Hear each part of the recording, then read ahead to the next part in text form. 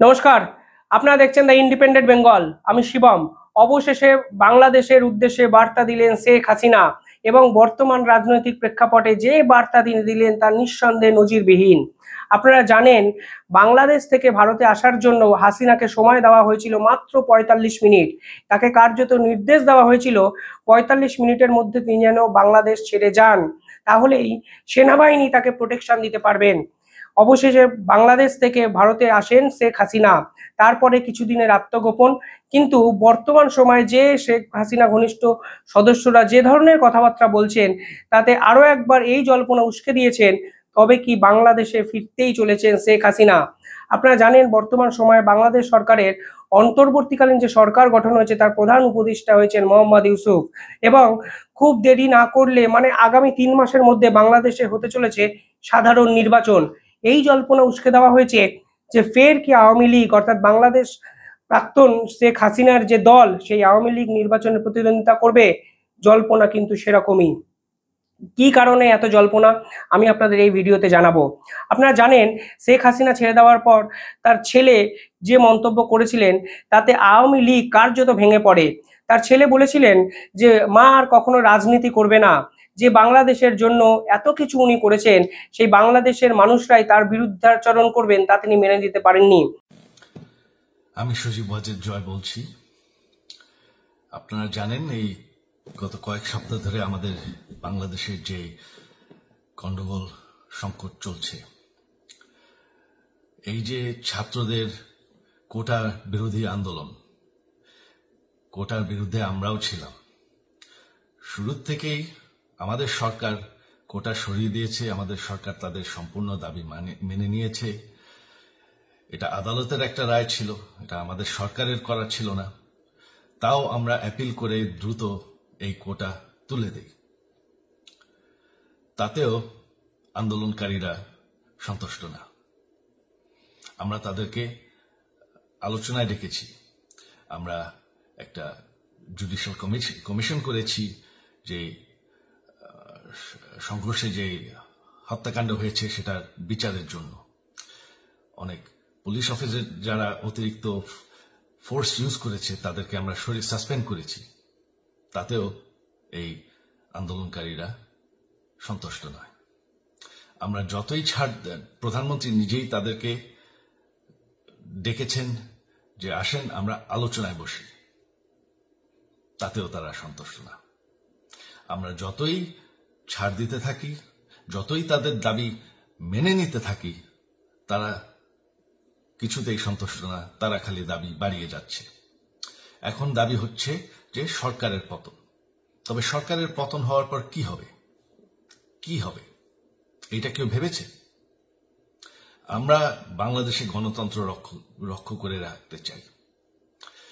সরকার পতন করে নতুন সরকার আসার সাংবিধানিক অনুযায়ী শুধুমাত্র একটি উপায় আছে, সেটা হচ্ছে নির্বাচন।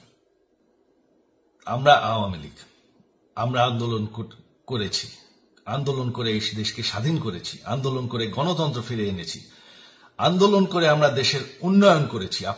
আপনারা যে বঙ্গবন্ধুর মেয়ে শেখ হাসিনার বিরুদ্ধে বলছেন, আজকে শেখ হাসিনা না থাকলে বাংলাদেশ এতদূর আসতে পারত? অসম্ভব। কেউ কল্পনা করতে পারে না যে বাংলাদেশ এরকম উন্নতি করবে, এরকম উন্নয়ন হবে। এটা তো ঠিক, শেখ হাসিনার আমলে বাংলাদেশ জিডিপি ইতিহাসে সর্বোচ্চ জায়গায় পৌঁছায়। পদ্মা সেতু থেকে রেলপথ বা কাপড় বস্ত্র শিল্প সংস্থানে বাংলাদেশ যে ভূমিকা দেখিয়েছিল তা নিঃসন্দেহে বহির্বিশ্বের কাছেও যথেষ্ট সমাদৃত হয়েছিল। পাশাপাশি দুর্নীতি নামক একটা ইস্যু বা বেকারত্ব বা মূল্যবৃদ্ধি হাসিনা সরকারের অন্যতম কালো দিক। ছাত্র আন্দোলনকে সামনে রেখে যে আন্দোলন গড়ে উঠেছিল তা কার্যত পরবর্তীকালে হয়ে যায় হাসিনা বিরোধী আন্দোলন। অনেকে মনে করেন এই আন্দোলনের পিছনে বহির্বিশ্বের কোনো বড় দেশেরও প্রচ্ছন্ন মদত আছে, তবে সে তো সময় বলবে।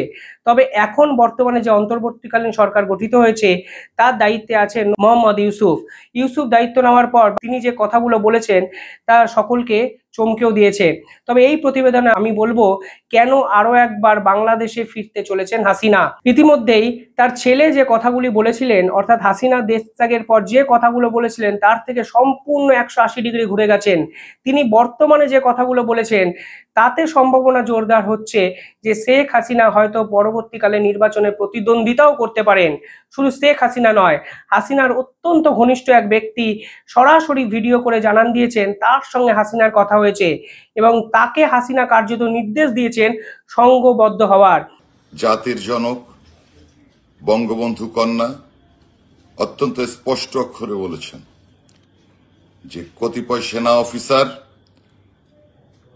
চক্রান্তের মাধ্যমে তাকে দেশ ত্যাগে বাধ্য করেছেন। ওই সময় তিনি যদি দেশ ত্যাগ না করেন, তার নিয়ন্ত্রিত এসএসএফ যদি জনগণের উপরে গুলি করে, হাজার হাজার প্রাণহানি হয়। সেই কারণে তিনি হেলিকপ্টারে উঠতে বাধ্য হয়েছেন। পরবর্তীতে তিনি ইন্ডিয়াতে আছেন, আমার সাথে তার কথা হয়েছে। আমাদের প্রিয় নেত্রী বলেছেন যে আপনারা দিশেহারা হবেন না, আপনারা সংগঠিত হন, প্রতিরোধ করুন। অবিলম্বে তিনি আমাদের মাঝে ফিরে আসবেন। জাতির জনক বঙ্গবন্ধু কন্যা সব হারিয়ে বাংলাদেশের মানুষকে তার আপনজন হিসাবে জানেন। শেখ হাসিনার ছেলে আগে মন্তব্য করেছিলেন মা আর কখনো রাজনীতি করবেন না। এর ফলে আওয়ামী লীগের সদস্যদের উপর নেমে এসেছিল অত্যাচার। এও অভিযোগ করা হয়েছিল আওয়ামী লীগের কার্যত সাংসদ, সদস্য, এমনকি সাধারণ মানুষদের উপর যে অত্যাচার হয়েছিল তা হাসিনা নাকি কিছুতেই মেনে নিতে পারেনি। মাশরাফি বিন মুর্তজার বাড়ি অবধি পুড়িয়ে দেওয়া হয়েছিল বাংলাদেশে। তবে সেসব এখন অতীত। বর্তমানে আওয়ামী লীগ সদস্যরা আরও একবার ঘুরে দাঁড়িয়েছেন, যার ফল মিলল কাল। বাংলাদেশে একাধিক জায়গায় আওয়ামী লীগের সদস্যরা কার্যত মিছিল করে ফের একবার বিক্ষুব্ধদের বিরুদ্ধে আওয়াজ তুললেন। তা নিঃসন্দেহে তাৎপর্যপূর্ণ। হাসিনার ছেলে কি বলেছেন বর্তমানে? আমি সুজীব ওয়াজেদ জয় বলছি। বাংলাদেশে এখন একটি বিশৃঙ্খল পরিস্থিতি চলছে। সারা দেশে আমাদের ভাঙচুর হচ্ছে, লুটপাট হচ্ছে, আমাদের শহরের বাইরে আমাদের নেতাকর্মী, আমাদের আওয়ামী লীগের নেতাকর্মীদের উপর হামলা চলছে, অনেকে হত্যা করা হয়েছে। এই পরিস্থিতিতে আমি বলতে চাই, আওয়ামী লীগ হচ্ছে বাংলাদেশের সবথেকে পুরাতন গণতান্ত্রিক এবং সবথেকে বড় দল। আওয়ামী লীগ কিন্তু মরে যায়নি। আওয়ামী লীগ এই দেশকে, বাংলাদেশকে স্বাধীন করেছে। আওয়ামী লীগকে শেষ করা সম্ভব না। শেখ হাসিনা মরে যাননি, অর্থাৎ তার ছেলের এই বার্তা নিঃসন্দেহে আরও একবার আওয়ামী লীগ সদস্যদের চাঙ্গা করে তুলল। পাশাপাশি আওয়ামী লীগের সদস্য বা শেখ হাসিনার ঘনিষ্ঠ যে ভিডিও করেছেন তাতে এও পরিষ্কার হয়ে যায় শেখ হাসিনা আরও একবার বাংলাদেশে প্রত্যাবর্তনের জন্য মুখিয়ে আছে। তিনি বলেছেন সেনাবাহিনী চক্রান্তে তাকে দেশ ছাড়তে হয়েছিল, কিন্তু সেনাবাহিনী সেই চক্রান্ত নস্যাৎ করে বাংলাদেশে ফিরবেন শেখ হাসিনা। আপনারা এই দুটো ভিডিও দেখলে আপনারা বুঝতে পারবেন বাংলাদেশে ফিরতেই পারেন শেখ হাসিনা। ইতিমধ্যে ভারত খুব ডিপ্লোম্যাটিক একটা ভূমিকা নিয়েছেন। তারা মোহাম্মদ ইউসুফকে কংগ্রাচুলেটর জানানোর পাশাপাশি পরিষ্কারভাবে সংখ্যালঘুদের উপর যে দায়িত্ব তার সরকারের বর্তায় সে কথা মনে করিয়ে দিয়েছেন ভারত সরকার প্রধান নরেন্দ্র মোদীও। অর্থাৎ বাংলাদেশে বর্তমানে সংখ্যালঘুদের উপর যে অত্যাচারের চিত্র বিভিন্ন জায়গায় ভাইরাল হচ্ছে, ঘুরে বেড়াচ্ছে, তা থেকে রীতিমতো বিরক্ত ভারত সরকার। ইতিমধ্যেই ভারতের বিদেশমন্ত্রীর ভরা রাজ্যসভায় মন্তব্য করেছেন বাংলাদেশের সংখ্যালঘুদের নিয়ে ভারত সরকার যথেষ্ট উদ্বিগ্ন এবং চিন্তিত। পরিষ্কারভাবে বলা ভালো, মোহাম্মদ ইউসুফকে কার্যত বার্তা দিয়েছে ভারত যে যদি সংখ্যালঘুদের উপর এহেন অত্যাচার হয় ভারত কিছুতেই চুপ করে থাকবে না। কারণ ভারতের একাধিক ক্ষেত্রে বাংলাদেশকে ডিপেন্ড করতে হয়, নির্ভর করতে হয় ভারতের উপর। এহেন পরিস্থিতিতে শেখ হাসিনা আরও একবার বার্তা দিয়ে প্রমাণ করলেন যে রাজনীতিটা এতটাই সহজ নয়। যতটা সহজভাবে সবকিছু শেষ হবে বলে মনে করা হচ্ছিল, এখান থেকেই শুরু হলো নতুন এক সম্ভাবনা। বাংলাদেশে পরবর্তী নির্বাচনে লড়তে চলেছেন আওয়ামী লীগ। তাহলে কি দেশে ফের একবার ফিরতে চলেছেন শেখ হাসিনা এবং প্রধানমন্ত্রী পদে লড়বেন শেখ হাসিনা? প্রশ্ন অনেক, সেই প্রশ্নের উত্তর দেবে সময়। আপনারা কি ভাবছেন, বাংলাদেশে ঠিক কতটা প্রয়োজন এই মুহূর্তে শেখ হাসিনার আওয়ামী লীগকে, নাকি এই অন্তর্বর্তীকালীন সরকারই নতুন দিশা দেখাতে পারে বাংলাদেশকে? নিঃসন্দেহে কমেন্টে জানাবেন। ধন্যবাদ।